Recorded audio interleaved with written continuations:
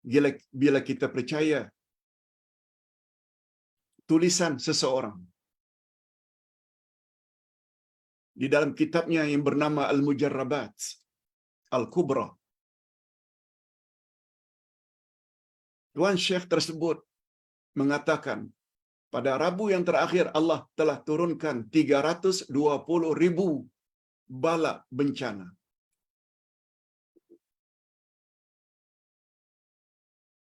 Oleh sebab itu, andai kata kamu ingin selamat, kamu hendaklah salat hajat sebanyak 6 rakaat. Rakaat pertama ini bacanya, rakaat kedua ini bacanya. Begitu seterusnya. Apakah ada dalilnya, Pak Ustaz? Jawaban singkatnya, tidak ada dalil langsung. Tidak dari Quran, tidak dari Nabi sallallahu alaihi wasallam. Kepercayaan bahwa ada hari-hari tertentu, ada bulan-bulan tertentu, boleh membawa kepada bencana. Dalam bahasa kita, maaf cakap, sial, tidak elok. Sebenarnya keyakinan seperti itu adalah keyakinan Arab jahiliyah. Bukan keyakinan orang Islam. Bukan keyakinan umat Nabi Muhammad sallallahu alaihi wasallam. Itu adalah keyakinan Abu Jahal, Abu Lahab dan kawan-kawannya. Orang Arab percaya tidak boleh kahwin dalam bulan Syawal. Mesti tidak akan kekal. Mesti buruk padanya. Itu keyakinan Arab jahiliyah. Atas sebab itu Nabi Muhammad sallallahu alaihi wasallam beliau kawini Aisyah, isteri kesayangannya, anak Abu Bakar As-Siddiq, justru di dalam bulan Syawal. Karena nak menghapuskan akidah yang rosak tersebut, keyakinan yang salah tersebut. Tidak ada kesialan dalam bulan Syawal.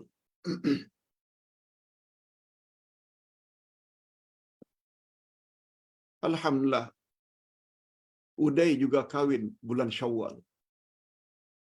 5 Syawal. Alhamdulillah, sampai saat ini baik-baik belaka. Percaya angka 13 boleh membawa sial. Sehingga setengah-setengah hotel tidak ada tingkat 13. Bila kita masuk lift, setengah-setengah kawasan tidak ada floor atau tingkat yang ke-13. Semuanya ini adalah keyakinan Arab jahiliyah.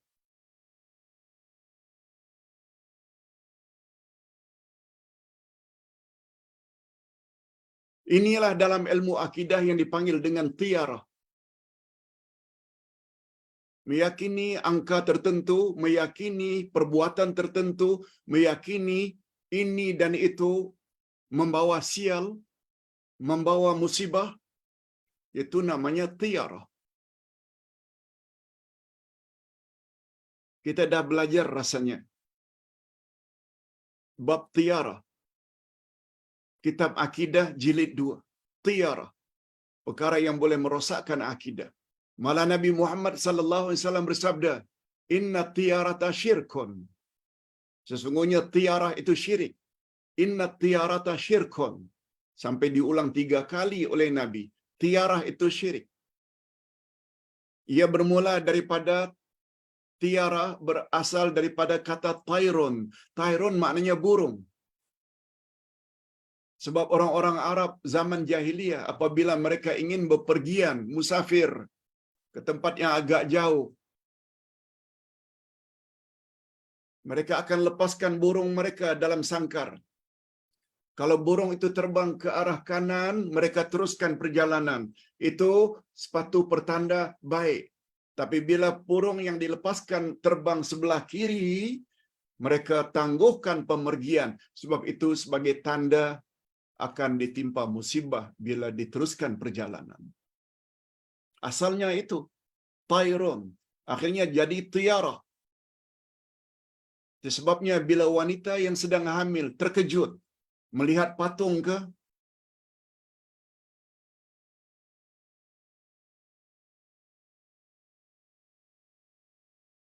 lalu bimbang babynya nanti akan jadi macam patung.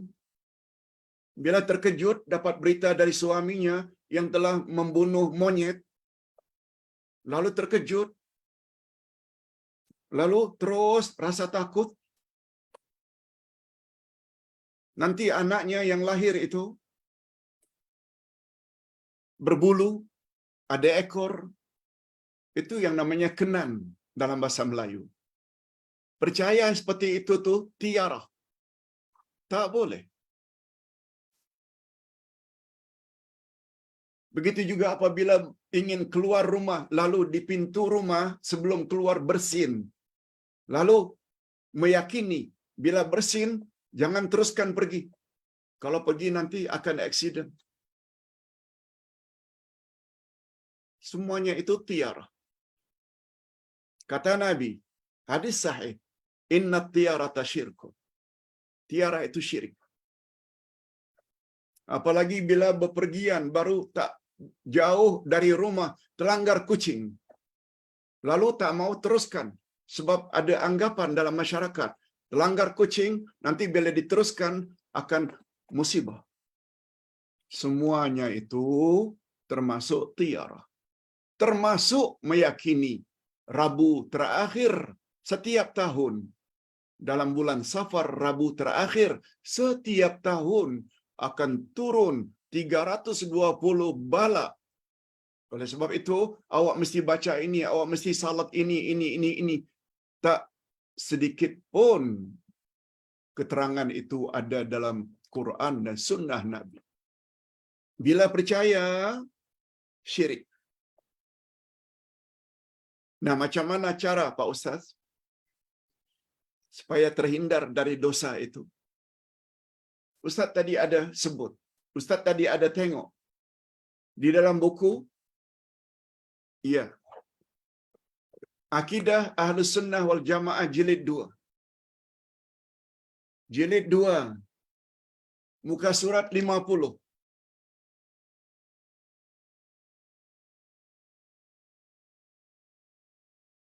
Cara untuk menangkis tiara.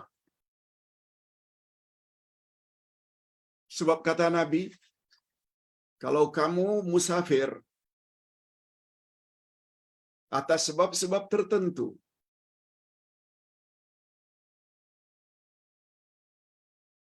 umpamanya karena burung yang dilepas tadi sebelah kiri, itu Arab jahiliyah, membuat kita tak jadi pergi. Cara untuk menghindarkan rosaknya akidah, kamu mesti terus pergi dan tawakal kepada Allah. Kalau kita orang-orang Melayu, bila bersin di pintu, di muka pintu sebelum keluar, supaya tidak mendapat dosa tiara, hendaklah kita teruskan pergi dan baca bismillah tawakkaltu 'ala Allah la haula wala quwata illa billah dan lain-lain. Tapi doa yang diajar oleh Nabi sallallahu alaihi wasallam ada dalam buku ini. Akidah Ahlus Sunnah wal Jamaah jilid 2, muka surat yang ke-50. Ada doanya. Ada doanya. Apa bunyi doanya? Allahumma la ya'ti bil hasanati illa anta wa la yadfa'us sayyiati illa anta wa la haula wa la quwwata illa bika. Pendek saja. Allahumma ya Allah ya Tuhanku, La ya'ti bil hasanati illa anta. Tidak ada yang mendatangkan kebaikan kecuali hanya engkau. Hanya engkau saja yang dapat memberi kebaikan. Wala yadfa'u sayyi'ati illa anta. Tidak ada yang boleh menolak mudarat bahaya menimpa diriku kecuali hanya engkau ya Allah. Wala haula wala quwwata illa bika. Tidak ada daya aku, tidak ada kekuatan aku kecuali dengan izin engkau ya Allah. Nah, cantik.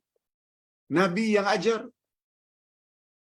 Hadis riwayat Abu Daud daripada Urwah bin Amir. Doa ini sesuai dibaca oleh orang yang masih terdapat di dalam hatinya perasaan gerun, takut dengan tiarah-tiarah tadi. Bulan ini sial, hari ini sial, banyak musibah. Bila bersin di muka pintu bawa sial, langgar kucing bawa sial. Bila terkejut melihat patung ketika hamil atau diberitahu suami telah bunuh ular, terkejut. Tidak jadi masalah. Baca doa ini. InsyaAllah apa yang kita bimbangkan tidak akan ditimpa oleh Allah Subhanahu wa taala. Ini penjelasan singkat dari Ustaz. Ringkasnya, terhadap keyakinan safar terakhir setiap tahun banyak mengandung bala bencana. Itu tidak ada asas sama sekali dalam Islam. Malah akidah Islam kategori, klasifikasi keyakinan itu sebagai tiarah. Dan tiarah pula menurut Nabi adalah syirik. Inna tiarata syirkun. Diulang sampai 3 kali. Cara untuk terhindar daripada perasaan takut terhadap keyakinan yang tidak berasas itu, baca doa tadi. Allahumma la ya'ti bil hasanati illa anta, wa la yadfa'u sayyiati illa anta, wa la haula wa la quwwata illa bika. Lihat Akidah 2 halaman 50. Terdapat doa tersebut. Ustaz kira cukup sampai di sini dulu. Jangan lupa nanti jam 1 kita ada kelas lagi.